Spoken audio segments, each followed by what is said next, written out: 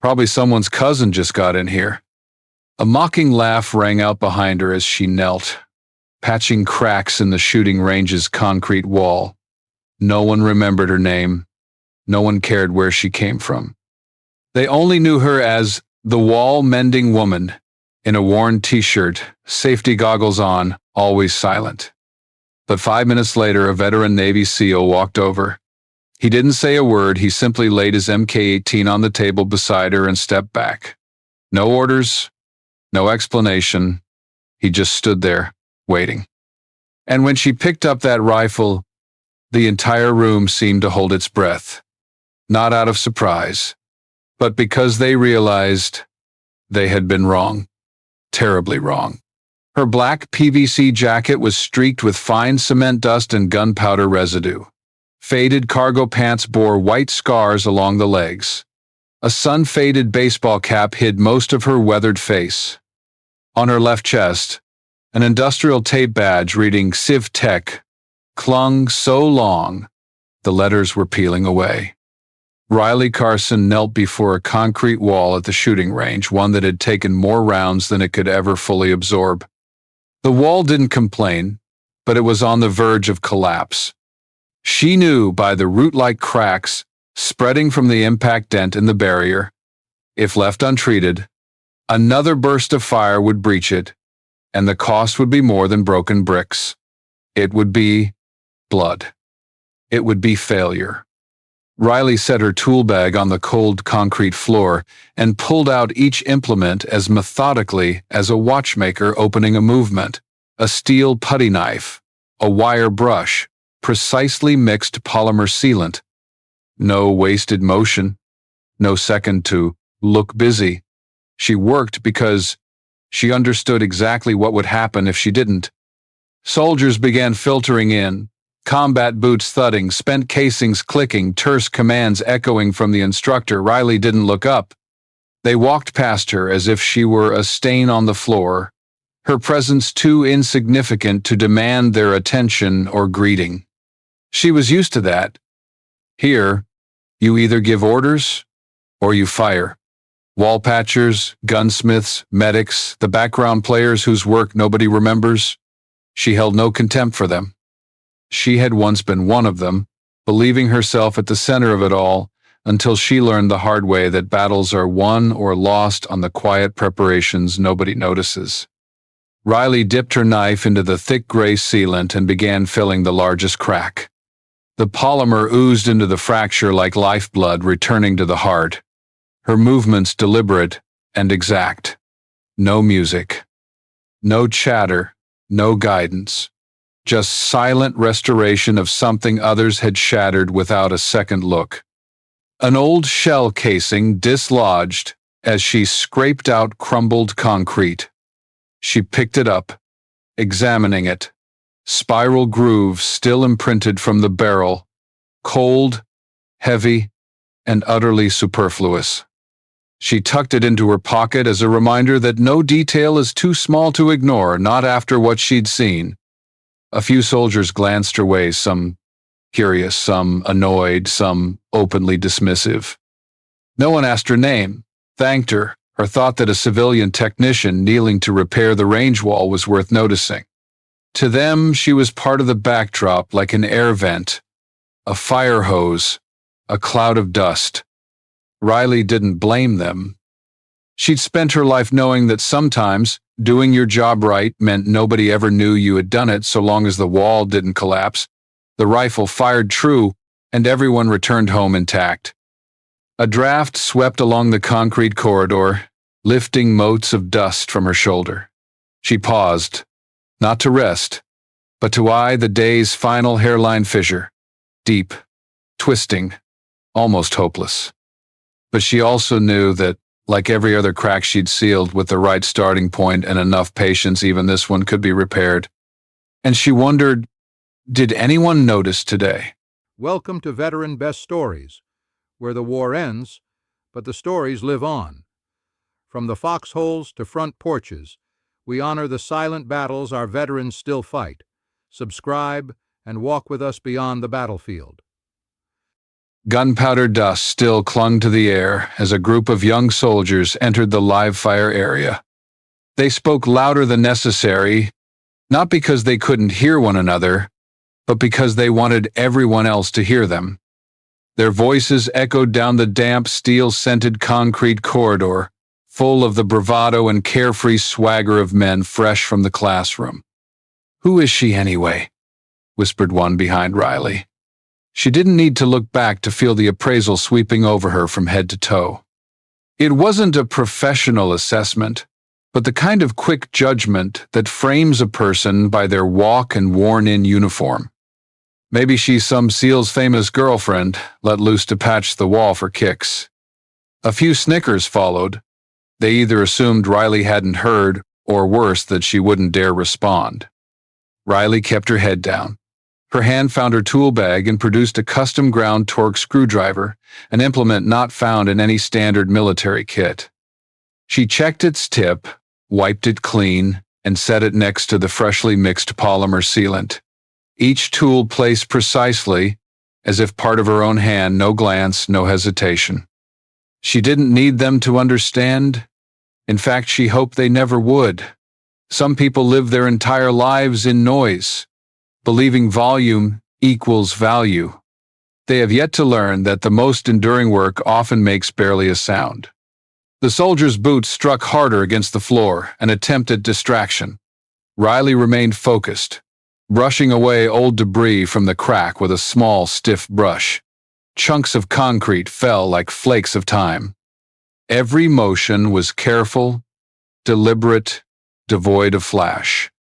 The tension in the room grew not because they were soldiers, but because of the gulf between what she was doing and what they assumed she was doing. She wasn't patching a wall. She was preventing the range from collapsing, preventing lives lost to negligence. But how could she explain that in mere seconds to men who'd never witnessed the consequences of a single overlooked flaw? A stray chip landed on her sleeve. She brushed it off with her palm and continued as if uninterrupted, no anger, no hurt. Just the faint ache of someone used to being underestimated and still choosing to do what was right. A metal click rang behind her as a pistol was roughly set on the table.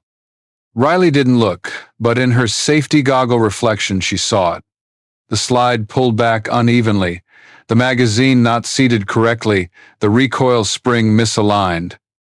She knew immediately that weapon was unsafe to fire, and she also knew they had not noticed. Her eyes flicked to her screwdriver once more, then back to the wall. The firearms weren't her responsibility, at least not today.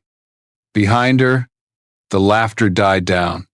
Perhaps they realized she wouldn't react as expected. No flushed face, no storms of words, no retreat. She simply worked so well, she could no longer be ignored. In the military, there is a silence more unsettling than any shout of defiance. Riley understood that, and she was using her silence to answer them. Because sometimes the only way to be heard is to say nothing at all. Wait, I have a small favor to ask. Please hit the like button, subscribe if you enjoy inspirational stories, and don't forget to leave a comment telling me, where are you watching from? And what time is it where you live? It's always amazing to see the world come together to share a meaningful moment. The long corridor leading to the firing bay had quieted footfalls, metallic clangs, the occasional bolt click, and terse commands all receded into the background, yielding to a different rhythm, something quieter, deeper. Riley still knelt in her spot before the concrete wall, meticulously brushing dried lime dust from the final joint. She didn't notice him enter. Ghost, a nickname whispered among the troops, as a silent warning appeared unannounced at the firing bay's entrance. His fatigues were faded, the collar rumpled, but tidy. In his left hand he held an Mk-18 subcarbine tuned for close-quarters combat. His right hand hung loose by instinct, as if it had wielded weapons so long it no longer needed conscious thought. He made no survey of the room, no head count, no sweeping gaze. His eyes locked on one person, Riley Carson. No greeting, no orders, not even a prolonged look. He stepped forward, laid his rifle on the stainless steel workbench beside her, then took 3 deliberate steps back. No one else did that. No one entrusted their personal weapon without introduction, without rank or authority. No one placed that level of trust in an unnamed civilian technician. Riley looked up slowly. She asked no questions, feigned no surprise. She merely set down her putty knife, removed her work gloves, and wiped her hands on an old rag tucked at her hip. She donned her face shield, approached the bench, and lifted the Mk-18 with both hands, as though cradling a finely tuned instrument rather than a killing machine. She tipped the rifle left, then right. Her index finger lightly traced the Picatinny rail, pausing over an unusual wear mark likely caused by a misaligned accessory mount. She unlocked the barrel, retracted the bolt, inspected the receiver. Each motion was decisive, unhurried, as if she were reading the weapon's life story through her deft hands. Ghost watched without blinking. His gaze, once purely observant, shifted to one of appraisal. She did more than know how to disassemble the rifle. She understood why it needed disassembling. No wasted movement, no hesitation. Everything Riley did bore the mark of someone accustomed to this system, someone who had staked her life on its reliability. She reassembled the rifle, torqued the bolt catch just so, slew the trigger through its breakpoint. Everything clicked, slid, and functioned smoothly, precise as a brand new weapon fresh from the assembly line, but only if that line were operated by someone who knew it better than its designer. It took her just 30 seconds. Riley set the Mk-18 back exactly where Ghost had placed it. No adjustment, no flourish. She removed her shield, returned to her spot, picked up her gloves, and bent back to the wall as though the interruption had never occurred. Ghost did not speak. Yet in his eyes, the initial shock had transformed into something rarer in the military. Genuine respect. Not the hollow applause or empty praise, but the nod of someone who's seen enough to know who truly matters versus who simply makes noise. 1 rifle, 30 seconds, no words exchanged, but in that silence, a bond of trust was forged. Because sometimes, the way to be truly seen is to show mastery over what others only know how to use. My dear viewers, take a moment to relax or grab a drink, then stay tuned for the next surprising chapter. Comment number 1 if you're still here and enjoying the story. Ghost stood motionless. The Mk-18 now rested smoothly in his hands, almost disarming him with its flawless function. He had wielded this rifle in places where a single mechanical failure could cost a life. He knew every trigger pull, every wear mark along the grip, and now as he cycled the bolt, felt the recoil spring's tension. Everything was more perfect than any standard maintenance had ever achieved. He looked up, his gaze instinctively seeking the woman still bent over her wall repair as if nothing had happened. No boasting, no expectant glance. She simply continued her work, as though his trust were the most natural thing in the world. But for Ghost, nothing was ever natural. A breeze stirred the back of his neck, yet his mind did not linger in Quantico. It drifted to Helmand Province, Afghanistan, 2019. It had been a night that felt longer than time itself. His unit trapped in a makeshift outpost, surrounded by higher terrain rifle crack positions for enemy snipers. The barrage began around midnight. No warning, no cease. Soon, their weapons fell silent, not because the enemy had overwhelmed them, but because their gear refused to function. Heat, dust, and non-stop fire had felled the M4 second he once believed indestructible. Several SCAR rifles faltered. 2 stuck bolts, misaligned optics, broken triggers. In the darkness, each passing minute was agony. Then that figure appeared. Not reinforcements, not anyone on the roster. Just a slender silhouette in all black, wearing lightly scratched goggles, and carrying a tool bag that looked nothing like official military equipment. No name, no unit patches, no flashlight, no questions of command. That person simply knelt, opened the bag, and began stripping rifles apart. Ghost had been barely 5 meters away. He remembered the technician's hands turning a screwdriver with such precision that every quarter turn counted. The way they checked components by fingertip rather than gauge by feel, not by readout. The way they returned each soldier's weapon fully restored, no word, no glance. And before the dawn, that figure vanished, never to be seen again. Only a row of rifles now operating smoother than new. Ghost never learned that person's identity. His unit was forbidden from asking. The only record read, off-roster support untraceable. Among the troops, the legend called them simply the Ghost. He thought he would never meet them again. Until this morning, when he watched Riley Carson disassemble his Mk-18 with a single glance, twist her screwdriver just as before, and fingertip the bolts, catch, with her right index finger, a motion all but extinct in modern armorer practice. Ghost swallowed. His gaze was no longer professional appraisal, but sudden recognition. No training course ever taught those techniques. No logistic arms room could produce hands that precise. And no civilian technician would be allowed unguarded in a military facility unless the reason lay beyond any personnel roster. She did more than repair. She had survived on her skill to repair when everything else failed. Ghost tightened his grip on the rifle's handguard.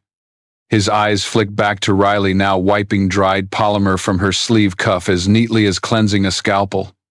And he knew without a shadow of doubt, the person who had saved their lives that night was standing right in front of him. No announcement was made, no staff meeting or administrative order issued.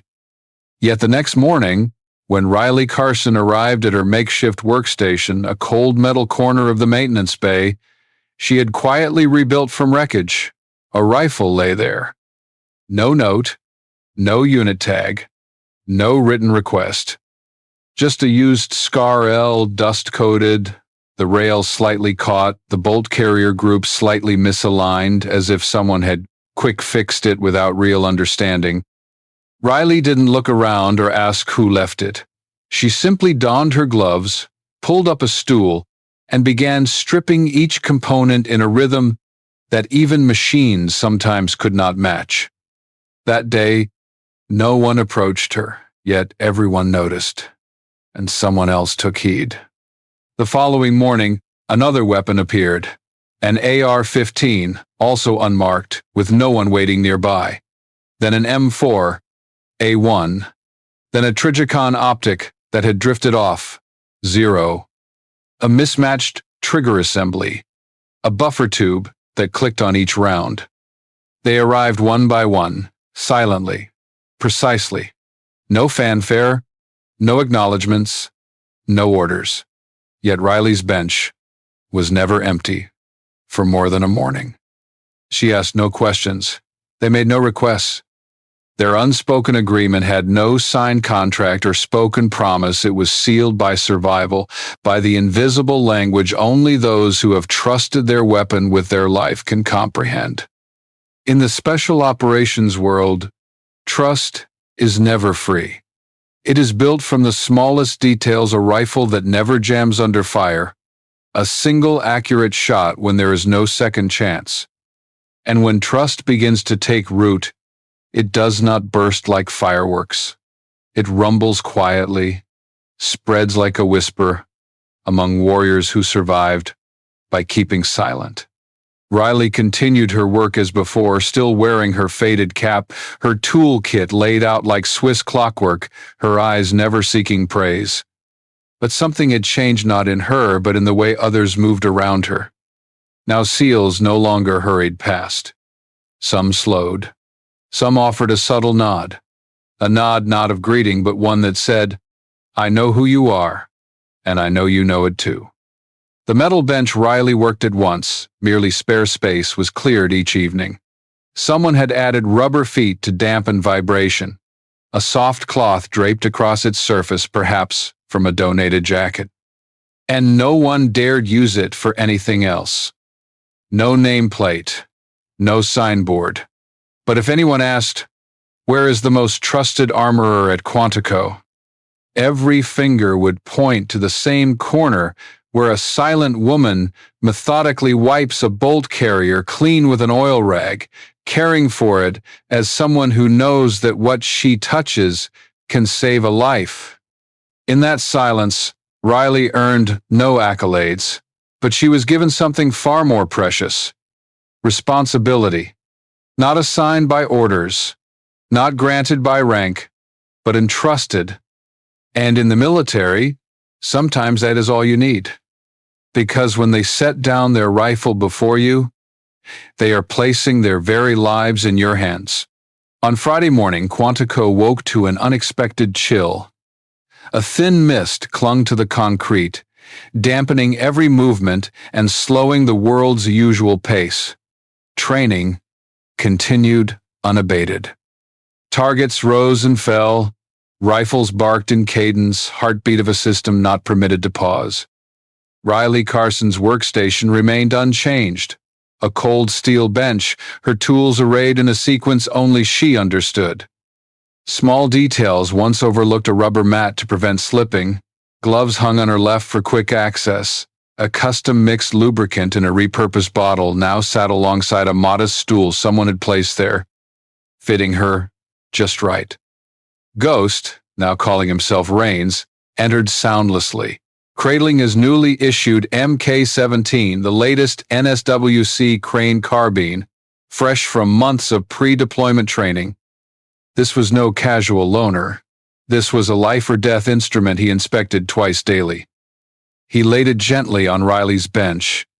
No words, no directives. Riley looked up and met his eyes for a brief moment. Not a request, not an order, but a silent handoff laden with weight. She nodded, donned her goggles, washed her hands, and began her work. Riley didn't strip the MK-17 like mechanical routine. She disassembled it as if peeling back layers of its history, reading wear marks and overlooked faults. She didn't merely repair. She fine-tuned, calibrated every minute detail until they were imperceptible: spring tension, optic zero, trigger pull using thousandth of an inch tools foreign to most armorers. Each precise movement held the room in quiet awe, not from fear of error, but from respect for her unwavering focus. Rains stood by in silence, understanding that speed never supplants trust. Each minute solidified his belief that he had entrusted his life to the right person. 45 minutes later, Riley reassembled the MK-17 and pushed it back to him on a cloth-lined tray. No more, no less. She said nothing. Rain slotted the rifle together, racked the bolt, tested the trigger. Everything felt smoother than factory fresh. He lifted the rifle, aimed downrange, and squeezed the trigger once empty chamber. His hands relaxed. A single breath escaped, as though he'd just set down an invisible burden. Better than new, he murmured, not praise, but confirmation. He left wordlessly. But as the door clicked shut, Riley noticed something new. Above the bench, where only the dim yellow lamp had ever shone, a small brass plate was now affixed by two fresh screws. Unassuming, unlit, no LEDs. Just a humble metal marker that anyone could read at a glance. Hands by Carson. No rank, no unit, no explanation. Yet to anyone who'd laid a rifle on that bench, quietly waited, and walked away, assured those words said it all. It was not a medal, not a spectacle, but the deepest acknowledgement possible. She belonged here, and none doubted it anymore. Some people never need applause to know they've done right. They don't require titles to feel worthy. Riley Carson is one such person. Her story reminds us that greatness often begins in silence by mending what is broken, secure in the faith that someone will one day notice. In a world of noise where recognition goes to the loudest, some choose to serve quietly, precisely, and unwaveringly. Riley's story isn't just about rifles or walls. It's about trust, about unspoken bonds, about hands that once trembled in fear, yet chose to do what was right. If you ever feel overlooked, underestimated, or simply unseen, remember, there is a place for you too, and perhaps you are the one keeping everything from falling apart. Thank you for watching to the end. Please leave a comment or share if you see yourself in this tale, and don't forget to subscribe so you won't miss more journeys of quiet strength like this.